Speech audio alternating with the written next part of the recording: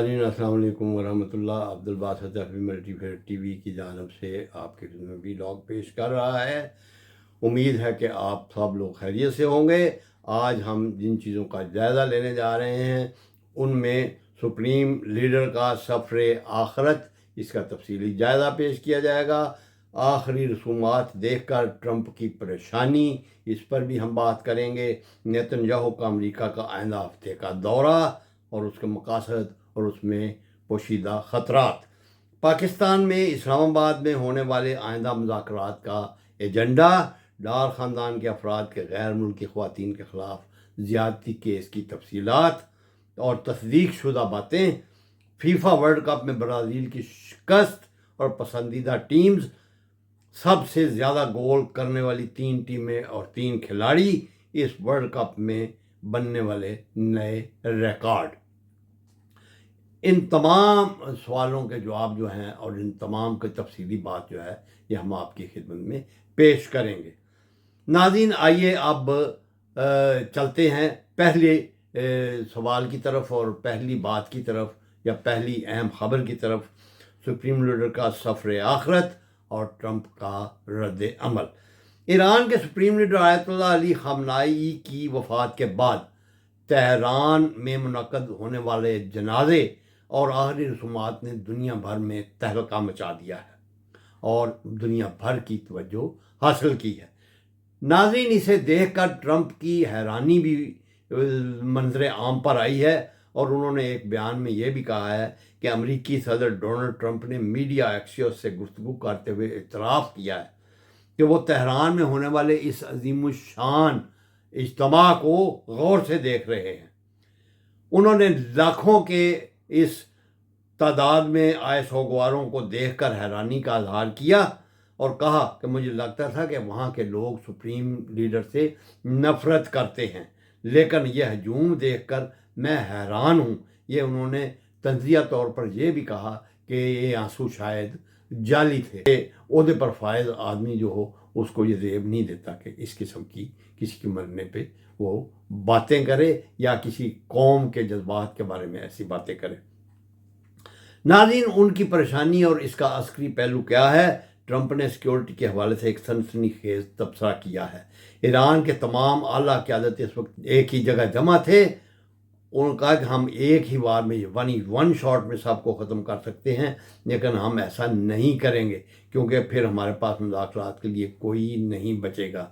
नाज़रीन, ये बात जो है ये मेरी समझ में इसलिए नहीं आई है कि वहाँ सिर्फ ईरानी क़यादत तो नहीं थी, दुनिया के 70 ममालिक के जो थे नुमाइंदे और उनके सरबराहान भी कईयों के वहाँ शामिल थे। क्या ये रिस्क ले सकते थे अमेरिका और इसराइल? सवाल ही पैदा नहीं होते, इससे एक आलमी जंग शुरू हो जानी थी।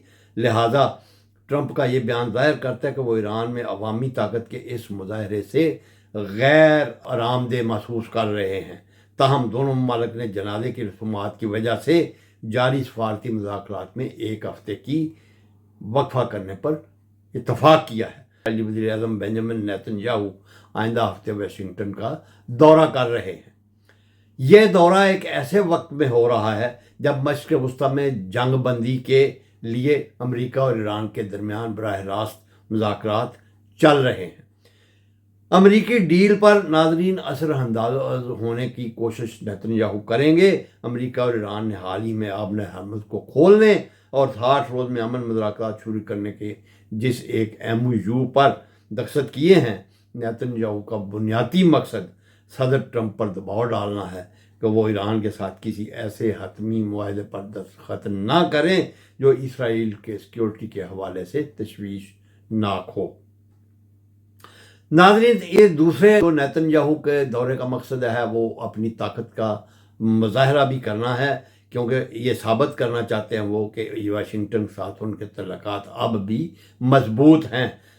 ट्रंप ने हाल ही में नेतन्याहू पर लबनान में जारी हमलों की हवाले से तनकीद की थी, इसलिए ये मुलाकात दोनों के दरमियान सर्दमेरी को कम करने की कोशिश भी होगी।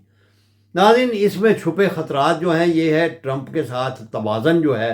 ट्रंप ने वाज़ेह तौर पर कहा है कि नेतन्याहू जानते हैं कि बास कौन है। اگر نیتن یاہو نے امریکی امن کوششوں میں رکاوٹ ڈالنے کی کوشش کی تو ٹرمپ انتظامیہ کے ساتھ کھلا سفارتی تصادم کا خطرہ ہے۔ ناظرین، اگر نیتن یاہو امریکہ سے مزید جارحانہ عسکری مدد حاصل کرنے کے لیے کامیاب ہو گئے تو ایران کے ساتھ عارضی طور پر رکی ہوئی جنگ دوبارہ بھڑک سکتی ہے۔ ناظرین، پاکستان اسلام آباد میں جو مذاکرات دوبارہ شروع ہونے جا رہے ہیں یا امریکہ اور ایران کے درمیان جاری بیک چینل ڈپلومیسی کا اگلا اہم ترین مرحلہ پاکستان میں طے پایا ہے۔ 14 اور 15 جولائی 2026 کو اسلام آباد میں دونوں ممالک کے درمیان تکنیکی سطح کے مذاکرات شیڈول کر دیے گئے ہیں۔ اس کا ایجنڈا جو ہے وہ یہ ہے کہ شق نمبر 1 مذاکرات کا بنیادی نقطہ یہ جانچنا ہے کہ آیا امریکہ نے لبنان اور خطے کے حوالے سے اسلام آباد معاہدے کی پہلی شق پر مکمل عمل درآمد کیا ہے یا نہیں۔ نمبر 2 ہے نائب وزراء کی سطح پر تکنیکی جائزہ۔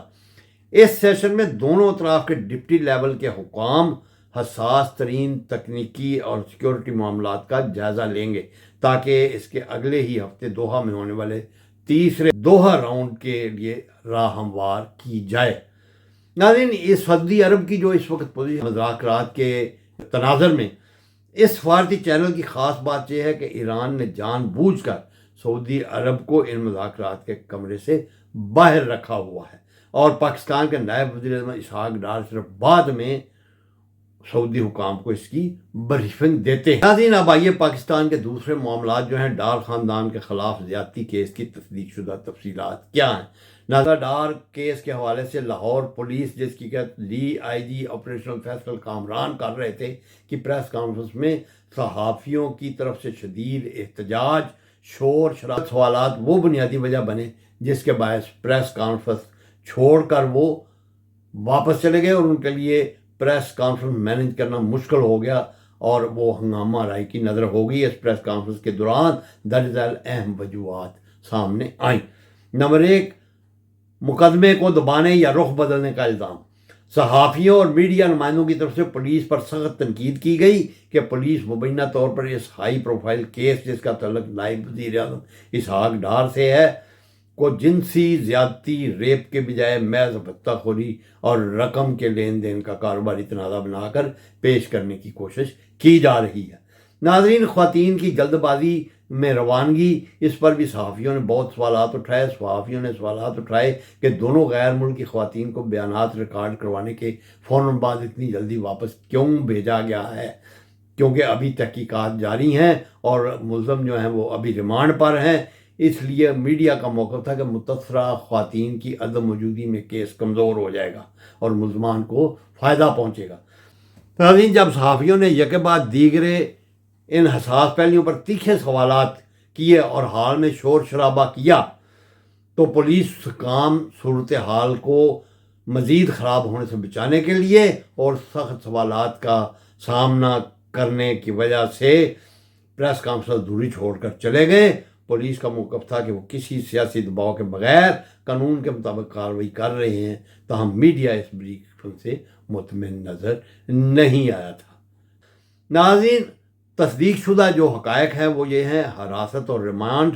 لاہور کی مقامی عدالت نے رضا ڈار اور اس کے 3 ساتھیوں حسن رضا، سکندر خان اور ساجد علی کو 5 روزہ جسمانی ریمانڈ پر پولیس کے حوالے کر دیا ہے اور اگلی پیشی 8 جولائی کو رکھی گئی ہے۔ ناظرین، سیکشن 164 کے تسرہ خواتین ہیں، ان کا بیان لیا گیا ہے۔ وینزویلا سے تعلق رکھنے والی خاتون ایسٹرڈ گیبریلا نے مجسٹریٹ کے سامنے اپنا باقاعدہ بیان سیل کروا دیا ہے۔ بیان کے مطابق رضا ڈار نے انہیں پاکستان میں کرپٹو کرنسی بزنس ویزا پر بلایا تھا، وہاں انہیں ایک کمرے میں بند کر کے باندھ دیا گیا، تشدد کیا گیا اور ان کے کرپٹو اکاؤنٹس کے پاس ورڈز مانگے گئے۔ خواتین کے خاندان سے 1 لاکھ امریکی ڈالر تاوان بھی وصول کر کے ان کو چھوڑ دیا گیا۔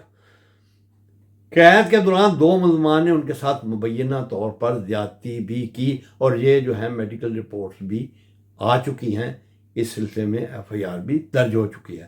ناظرین، موجودہ صورتحال جو ہے سینیٹر فیصل واڈا समेत दीगर सियासी हलकों ने इसहार डार से इस्तीफे का मुतालबा किया है, क्योंकि यह पाकिस्तान का बैनुल-अक़वामी इमेज ख़राब कर रहा है। गैर मुल्की ख़वातीन अपने बयानात रिकॉर्ड करने के बाद मुबैना तौर पर पाकिस्तान से रवाना हो चुकी हैं, जिससे केस कानूनी तौर पर कमज़ोर होने का खदशा है। नाज़रीन, अब आइए चलते हैं फीफा वर्ल्ड कप की तरफ। फीफा वर्ल्ड कप 2026, ब्राज़ील की शिकस्त और नए बनने वाले रिकॉर्ड्स के बारे में बात करते हैं। नाज़रीन, कनाडा, अमेरिका और मैक्सिको में जारी फीफा वर्ल्ड कप 2026 अब अपने सनसनीखेज तरीन मरहले में दाखिल हो चुका है, जहां अब तक कई बड़े अपसेट देखने को मिले हैं। ब्राज़ील की इबरतनाक शिकस्त, टूर्नामेंट की सबसे फेवरेट टीमों में शामिल ब्राज़ील राउंड ऑफ 16 में नॉर्वे के हाथों 1 के मुकाबले में 2 गोल से हार गया है। वर्ल्ड कप से वो बाहर हो गया है। नॉर्वे के स्टार स्ट्राइकर अर्लिंग हॉलैंड ने मैच के आखिरी मिनटों में 2 शानदार गोल करके उनका वर्ल्ड कप जीतने का ख्वाब चकनाचूर कर दिया। इस शिकस्त के बाद ब्राज़ील के कोच कार्लो एंचेलोटी ने मायूसी का इज़हार किया, जबकि लेजेंड नेमार ने इंटरनेशनल फुटबॉल से रिटायरमेंट का इशारा दे दिया है। दिलचस्प बात यह है कि ब्राज़ील फुटबॉल की तारीख में कभी भी वर्ल्ड कप के स्टेज पर नॉर्वे को शिकस्त नहीं दे सका। ये 1998 के बाद 2026 में भी बात बरकरार रही। इस वक्त की सबसे फेवरेट टीमें जो है नाज़रीन, ब्राज़ील के बाहर होने के बाद अब टाइटल की सबसे मजबूत उम्मीदवारों में अर्जेंटाइन मौजूदा चैंपियन, फ्रांस और ज़बरदस्त फॉर्म मौजूद स्पेन और जर्मनी शामिल हैं। सबसे ज़्यादा गोल करने वाली 3 टीमें जो हैं उनमें फ्रांस 13, अर्जेंटाइन 11 और जर्मनी 11 गोल्स के साथ ये टॉप 3 टीमें हैं। नाज़रीन, इस वर्ल्ड कप में बनने वाले नए रिकॉर्ड जो हैं, लियोनेल मेसी का वर्ल्ड कप का ऑल टाइम रिकॉर्ड, अर्जेंटाइन के लियोनेल मेसी ने जर्मनी के मिरोस्लावो क्लोज का 16 गोल्स का तारीखी रिकॉर्ड तोड़ दिया है और वो अब 20 गोल्स के साथ वर्ल्ड कप की तारीख के ऑल टाइम हाईएस्ट स्कोरर बन गए हैं। मुसलसल मैचेस में गोल करने वाले मेसी दुनिया के पहले खिलाड़ी बन गए हैं जिन्होंने मुसलसल 7 वर्ल्ड कप मैचेस में गोल स्कोर किए हैं। और एम्बाबे की हैरान कौन औसत जो है, फ्रांस के कैलियन एम्बाबे ने महज 27 साल की उम्र में अपने 18 वर्ल्ड कप मैचेस में 19वां गोल स्कोर करके वर्ल्ड कप की तारीख में 1 गोल फी मैच से ज़्यादा की नाकाबिल यकीन औसत कायम कर दी है। जो ज़्यादा से ज़्यादा गोल करने वाली 3 टीमें हैं उनमें नाज़रीन फ्रांस और अर्जेंटाइन टीमें जो हैं इन्होंने 14-14 गोल किए हैं और जर्मनी 11 और नीदरलैंड की टीम ने 10 गोल किए हैं। नाज़रीन, इस लिहाज से जो फ्रांस और अर्जेंटाइन 1 नंबर पे है, जर्मनी 2 नंबर पे और नीदरलैंड जो है वो 3 नंबर पे है। ये टीमें अपने स्ट्राइकर्स की बेहतरीन फॉर्म की वजह से इस वक्त टूर्नामेंट की सबसे ख़तरनाक अटैक टीमें शामिल हो गई हैं।